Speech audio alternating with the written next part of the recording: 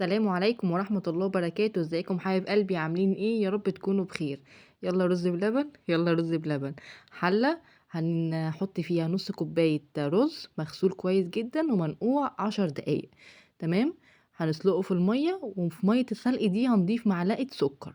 المعلقة دي فعلا بتطعم الرزاية جدا وبتفرق 180 درجة، جربيها وعلى ضمانتي. تمام. الرز هيوصل يعني يتهري خالص، يبقى طري كده الرزاية. هننزل بكيلو لبن اللي هو حليب في بعض الدول العربية. تمام. طبعا حليب كامل الدسم، حتى القشطة بتاعته يعني نازلة من نوع، فكامل الدسم. تمام. يغلوا غلوتين كده من بعض مع بعض، والرزاية تطعم من الحليب.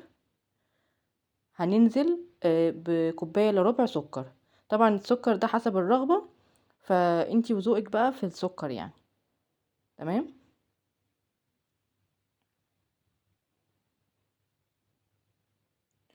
هننزل كمان بمعلقتين كبار قشطة. قشطة بقى من السوبر ماركت، قشطة من وش اللبن بتشيليه مثلا على جنب. معلقتين كبار. طبعا احنا نزلنا هنا بالقشطة، وهي خلاص اصلا احنا قربنا نضيف يعني النشا والفانيليا وهنطفي، فاهماني؟ يعني النشا ما تحطهاش من الاول علشان خاطر يعني ريحتها وطعمها ما يروحش يعني.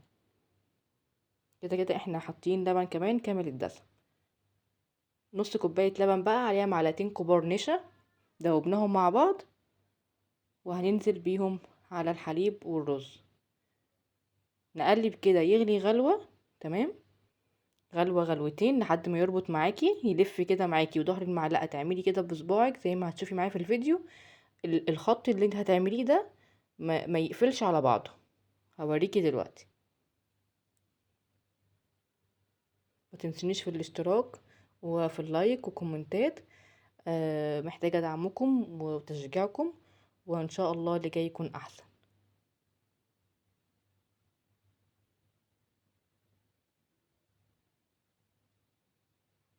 تمام. انا هنا مستنيه ان هو يغلي عشان يربط معانا. ده الخط اللي بقولك عليه، الخط يعني ما يقربش لبعضه، ساعتها نعرف ان القوام مظبوط. المقادير اللي بقولك عليها دي مقادير مظبوطه 100%، ان شاء الله تاخدي نتيجه حكايه. معانا بقى 2 ظرف فانيليا. تمام. لو عندك فانيليا سائله، ممكن نقطتين 3 كده. تمام. تقليبه بقى وهنقفل خلاص كده النار. هنحط في الاطباق اللي هنقدم فيها. هنا بقى انت ممكن عندك 2 اوبشن، تدخلي بقى التلاجة بعد ما يبرد، او بستريتش راب كده تغطي الاطباق دي بحيث ان الوش يكرمش معاكي.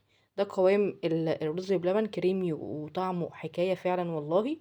هنا طبعا لو بتحبي القرفة رشة قرفة، مكسرات حسب الرغبة. وبألف هنا على قلوبكم، وان شاء الله اشوفكم الفيديو الجاي. مع السلامة.